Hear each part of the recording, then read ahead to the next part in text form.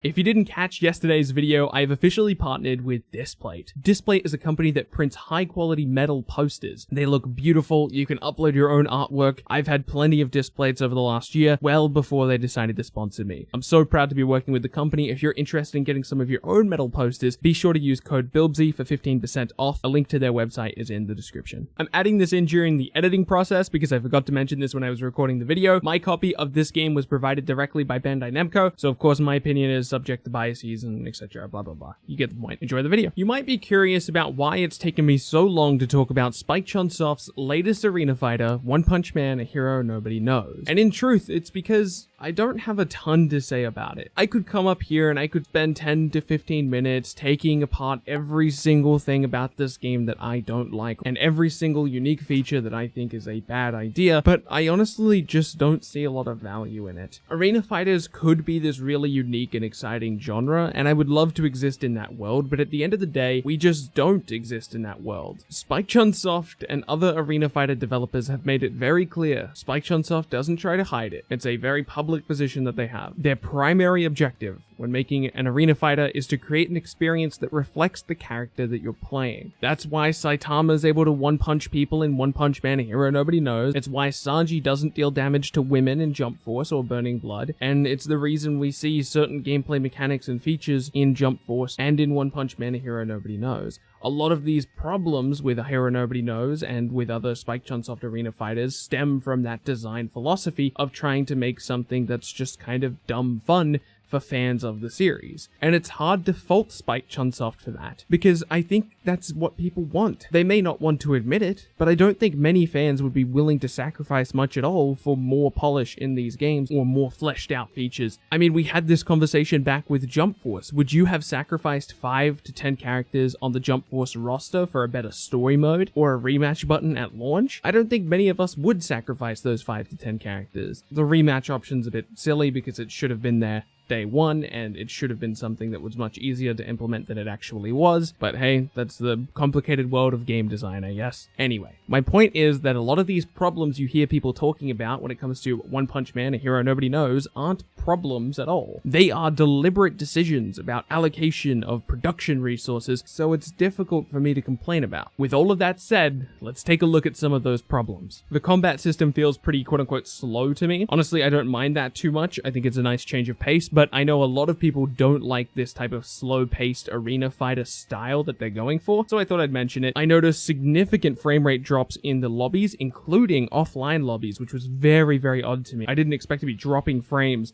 in the offline lobby. The actual map layout of the lobby leads to a lot of dead ends, and I found myself running into those dead ends multiple times. It took me a while to actually get familiar with the layout of this map. Perhaps that's because it's too big, perhaps it's just because it was designed strangely, but it's a small thing. The CAC has no dialogue outside of combat, including voice and text. That's right, even in cutscenes there's no text dialogue at all for your CAC. You just kind of have to imagine what they would be saying, which I guess works, but it looks a little bit strange, to say the least.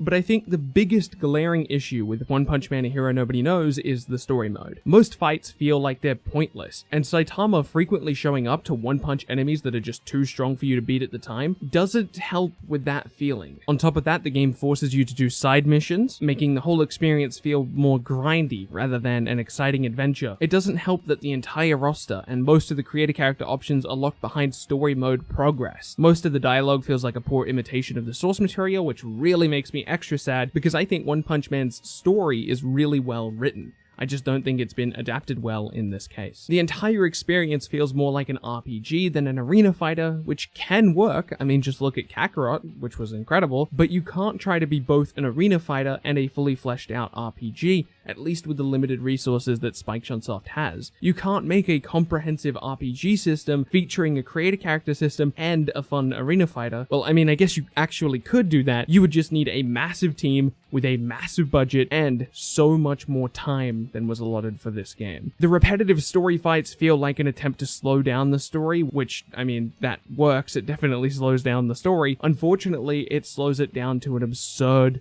degree. I've said a lot of negative things about this game so far, and I'm sure I could keep going. But there is a little bit that deserves praise as well. Room customization is an incredibly nice touch of immersion. CAC customization is surprisingly good. Very good, in fact. The only annoying thing about it is that you actually have to unlock most of the items you want to use. Being able to play as other people's CAC is really cool. Not a feature that I expected, or even a feature I really knew I wanted, but I was very pleasantly surprised by it. Other than everything I've said in this video, all I can say about One Punch Man: A Hero Nobody Knows is that it is just an arena fighter. There's nothing particularly special about it other than the fact that it's a One Punch Man game. And if you're a One Punch Man fan, that might be all that matters. Heck, we can sit here and hate on this game as much as we want, but if this was a Ruby game, I would be over the moon. I would be having so much fun with this thing, because the only Ruby game that I've gotten up until this point is Grim Eclipse, and Grim Eclipse is like, Grim Eclipse is a whole other thing. My point is that arena fighters don't have that high of a bar. If you're a big One Punch Man fan and all you've ever wanted to do is just play as Genos in an arena fighter, you can go do that. You'll hear a bunch of people hating on this game, but heck man, if that's all you wanted, I'm so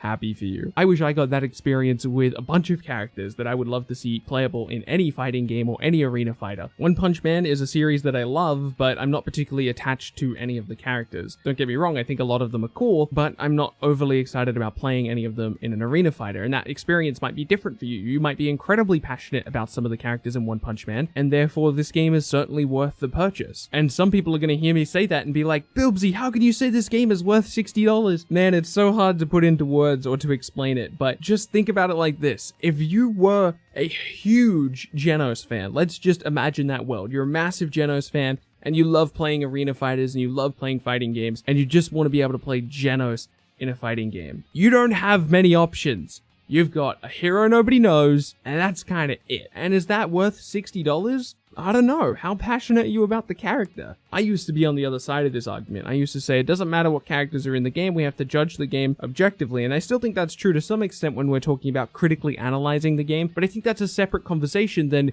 is it worth $60, because that's up to the person, right? Like I said, if this was a Ruby game and Velvet was a playable character, that's worth my $60. Heck, if it's a Ruby game in general, it's worth my $60, but it might not be worth your $60. Anyway, to those One Punch Man fans out there who are happy to have this game, I'm so happy for you. To those One Punch Man fans who were disappointed by this game, that sucks, man. Hopefully we get a different One Punch Man game in the future. And to those who aren't necessarily a One Punch Man fan, but were hoping for a fun and enjoyable game, I have plenty of recommendations for you. Tweet at me, and I'll send you some. But this probably isn't it. I want to thank you so much for watching this video. My name is Bilbsy, and I'll be sure to catch you in the next one.